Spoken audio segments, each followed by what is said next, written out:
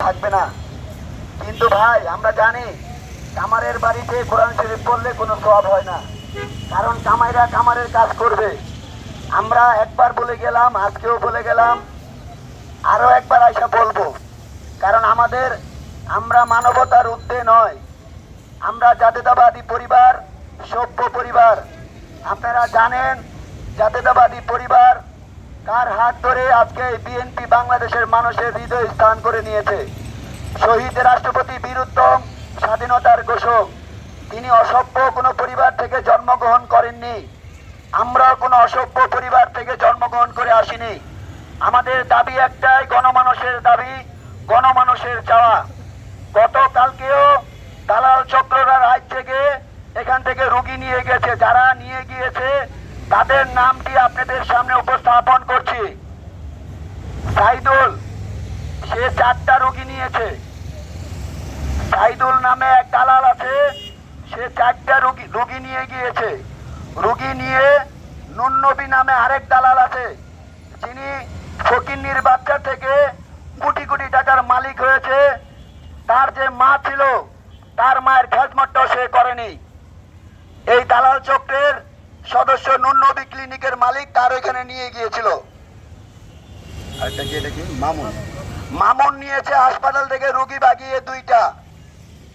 মামুনও দালাল। বাসার নিয়েছে 2টা, শফি নিয়েছে 2টা, আলমগীর নিয়েছে 2টা, নাসির নিয়েছে 2টা। এটা হচ্ছে গতকালকে রাতের ঘটনা। আমাদের তথ্য ভান্ডারের রোগ আপনাদের শিশু হাসপাতালে অবস্থান করছে, আপনারা দেখবেন না। এবং যেসব ক্লিনিকে নিয়ে যায় তাদের ওইখানে আমাদের তথ্য ভান্ডারের লোক রয়েছে স্বেচ্ছায়। তারা তাদের সারাদিনের অর্থ উপার্জন করে, রাত জেগে আপনাদেরকে পাহারা দেয় আর নিজের টাকা খরচ করে খায়। সেই তথ্য ভান্ডারের তথ্য আপনাদের কাছে উপস্থাপন করলাম। আমাদের ভাষা একটাই, আমাদের শব্দ একটাই, আমাদের চাওয়া একটাই। আমাদের এখানে যারা চিকিৎসার জন্য আসে তারা অত্যন্ত গরিব মানুষ, অর্থহীন মানুষ। তাদের উপরে আর জুলুম আর অত্যাচার বাড়ায় না অর্থের জন্য। অনেক আওয়ামী লীগের নেতা রয়েছেন, দীর্ঘদিন যাবৎ এই দালাল চক্রদেরকে ভাগ করে দিচ্ছেন 3 ভাগ, 2 ভাগ, 4 ভাগ করে। ভাই ওই দিন ভুলা যান, আপনারা খোলস পাল্টানোর যে রাজনীতির সংস্কৃতি শুরু করেছেন, এটা তারেক রহমান বাংলাদেশের মাটিতে হইতে দিবে না। আমরা ছাত্র সমাজ, যুব সমাজ, আমরাও সেটা মেনে নেব না। আমরা এটার বিরুদ্ধে যে প্রতিবাদ ইনশাল্লাহ অব্যাহত থাকবে। আগে আওয়ামী লীগ খাইছে, এখন কি বিএনপির লোকজন খাইবে? বিষয়টা এমন না। আগে যারা গু খাইছে, জাতীয়তাবাদী অতন্ত্রী প্রহরীরা গু খাবে তা হতে পারে না। এটা নব্য বিএনপিরা এর সাথে জড়িত। আমি নব্য বিএনপিদের উদ্দেশ্যে বলে দিতে চাই, তোমাদের পাও কিন্তু আমরা হাতে ধরিয়ে দিব যদি কথা না শোনো। মানুষ হয়ে যাও, সুস্থ সজ্ঞানে মানুষের পাশে সেবা করার চেষ্টা করো। বিএনপির নাম ভাঙিয়ে যদি কোন রকমের দালাল চক্রদের হাত থেকে কোন রকমের অর্থ হাসিল করে নাও, আমাদের তথ্য ভান্ডারের মাধ্যমে আমাদের কাছে তথ্য আসবে। আমরা ওদিন বলেছিলাম বস্তায় ভরে সেনাবাহিনীর কাছে দিব। আপনারা জানেন আমাদের বাংলাদেশের গর্বিত দামাল ছেলেরা, দামাল সন্তানরা এখনো আমাদের আইন শৃঙ্খলা রক্ষার সাথে এখনো রাস্তায় নিরলসভাবে কাজ করে যাচ্ছে। ভাই আপনাদেরকে বস্তায় ভরতে চাই না, আপনাদের পাও ভেঙে আপনাদের হাতেও দিতে চাই না। আপনাদের যদি এইটাই পেশা হয়, দয়া করে অনেক টাকা কামিয়েছেন, একটা রিক্সা চালান, অথবা একটা সিএনজি কিনেন, অথবা ফুটপাতে একটা দোকান দিয়ে জীবন যাপন করেন, আমাদের কোনো আপত্তি নাই।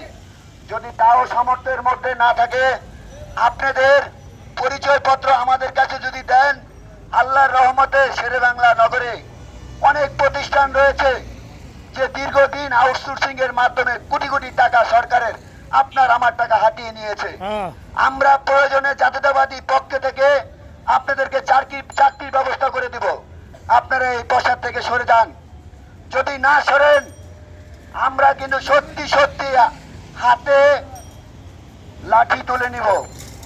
আর লাঠি তুলে নিলে আপনি বুঝতে পারবেন বছরে কয়দিন, কত ঘন্টায় কত দিন। একদম হাত পা ভেঙে সেনাবাহিনীর কাছে তুলে দেব। সুস্থ হয়ে যান।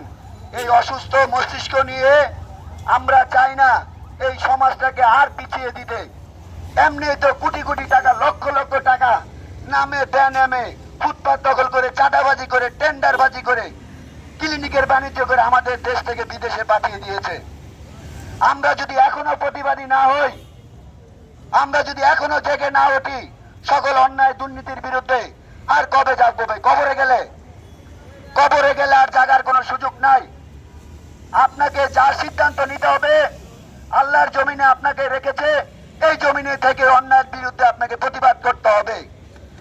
আমরা আপনাদের প্রতি উদার আহ্বান রেখে বলতে চাই, এই দালাল বাণিজ্যের সাথে যারা আছেন, ভালো হয়ে যান ভাই, সুস্থ হয়ে যান। আপনারা অসুস্থ হয়ে গেছেন টাকার কারণে।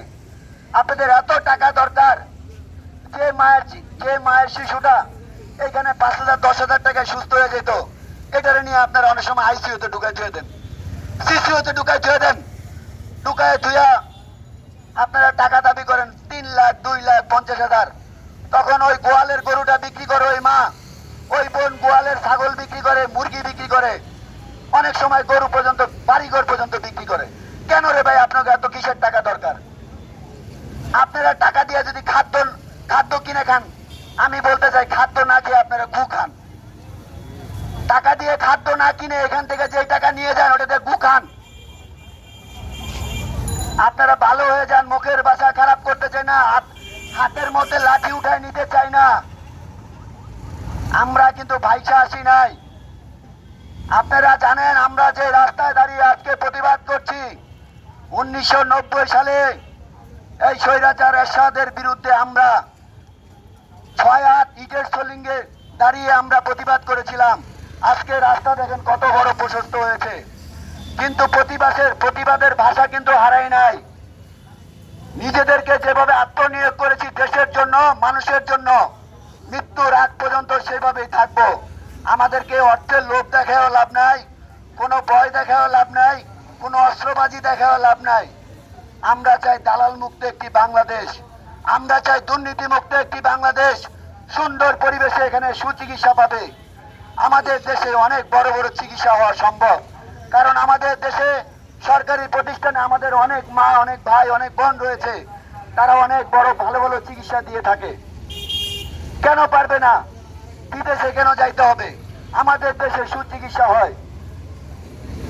সবাই ভালো থাকবেন, সুস্থ থাকবেন, ন্যায়ের সাথে থাকবেন, অন্যায়ের বিরুদ্ধে জিহাদ ঘোষণা করবেন। বাংলাদেশ জিন্দাবাদ। তারুণ্যের অহংকার তারেক রহমান জিন্দাবাদ। তারেক রহমান বীরের বেশে আসবে ফিরে বাংলাদেশে। আসসালামু আলাইকুম ওয়া রাহমাতুল্লাহ।